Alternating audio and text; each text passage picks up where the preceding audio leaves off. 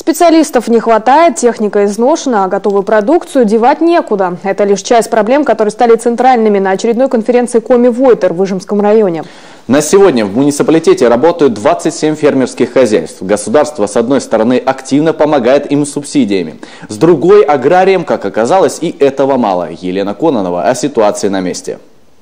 В первой части конференции отчет о проделанной работе. Домашнее задание выполнено, рапортует главный врач районной больницы Антонина Пешкова. Почти все поручения прошлогодней конференции воплотили в жизнь. В Кипиево и Устижме появились новые ФАПы. Центральная райбольница получила 4 автомобиля скорой помощи. Еще на 6 миллионов закупили медоборудование и мебель. Решили проблему и со специалистом для Томской участковой больницы. В середине декабря врач-терапевт уже приступит к работе. Там же откроют круглосуточный стационар. И это еще не все. В этом году с ноября месяца у нас начал работу цифровой флюорограф в Шилиюрской участковой больнице. И это сняло проблему флюорографического обследования населения Шилиюрского куста. Но у вас еще есть передвижной флюорограф. Передвижной флюорограф, он у нас также работает. И мы очень активно обследуем население, то есть Заречье.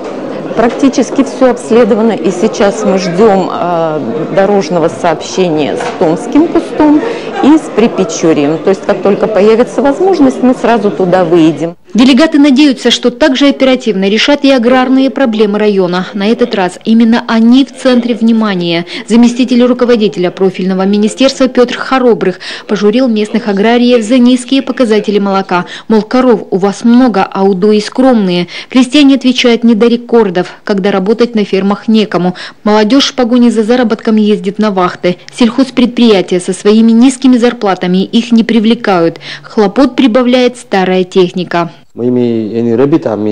Сегодня от заработка большая часть уходит на ремонт трактора, фермы. Сколько его ни латай, он все равно старый. Вот куда мы деньги выкидываем. Сегодня еще попросили убойный пункт построить. Опять на свои деньги. Такие проблемы у всех фермерских хозяйств, их в районе 27. Житель Краснобура Олег Терентьев предлагает им объединиться, сформировать 3 базовых хозяйства в Заречье, Ласте и Диюре.